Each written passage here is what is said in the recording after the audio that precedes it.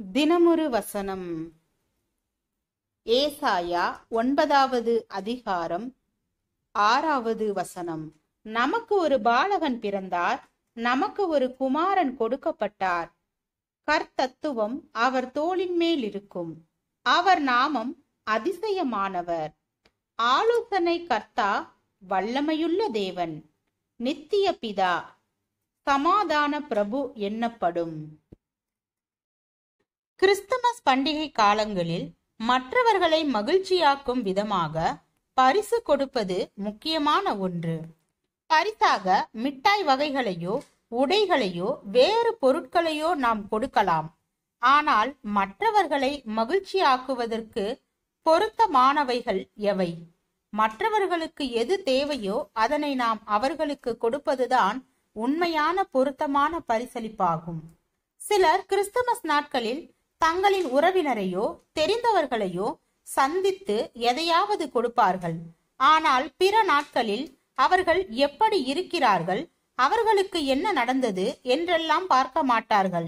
எனவே பரிசளிப்புகள் உண்மையான அன்பையோ கரிசனையையோ வெளிப்படுத்தாமல் வெறும் சம்பிரதாய உணர்வையே வெளிப்படுத்துகின்றது. தேவன் நமக்கு தந்த மிகப்பெரிய பரிசுதான் தம்முடைய ஒரே பேரான குமாரனாகிய இயேசு கிறிஸ்து. அவர் எதற்காக கொடுக்கப்பட்டார்? அவர் நமக்கு தேவைப்பட்டார். தேவன் இதை விட மிக பொருத்தமான ஒரு பரிசை நமக்காக வைத்திருக்கவில்லை. நமக்கு பாவ மன்னிப்பு, பாவ விடுதலை, பரிசுத்த வாழ்வு, நற்குணங்கள், அன்பு, தேவ உறவு, சமாதானம், சந்தோஷம், நம்பிக்கை, நித்திய வாழ்வு ஆகியவைகள் மிகவும் தேவையானவைகள். அவைகள்தான் இயேசு என்ற பரிசு நமக்காக தரப்பட்டதன் வாயிலாக நாம் பெற்றுக்கொள்ளும் நன்மைகள். நாம் மற்றவர்களுக்கு சரியான பொருத்தமான பரிசுகளை கொடுக்க வேண்டுமானால் மேற்கண்ட நன்மைகளை உள்ளடக்கிய இயேசு என்னும் பரிசை நாம் மனப்பூர்வமாக பெற்றுக்கொள்ள வேண்டும்.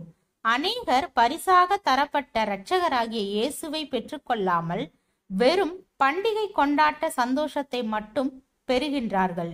எனவே பிறருக்கு தேவையான நல்ல பரிசுகளை அவர்களால் கொடுக்க இயலவில்லை.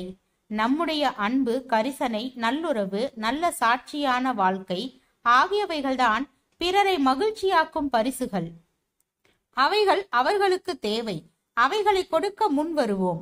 ஏனென்றால் நற்குணங்களும் நற்பண்புகளும் நிறைந்த ஒரு நல்ல முன்மாதிரி வாழ்க்கையை போல பிறருக்கு அதிக பயனும் மகிழ்ச்சியும் தருகின்ற பரிசுகள் வேறு இல்லை.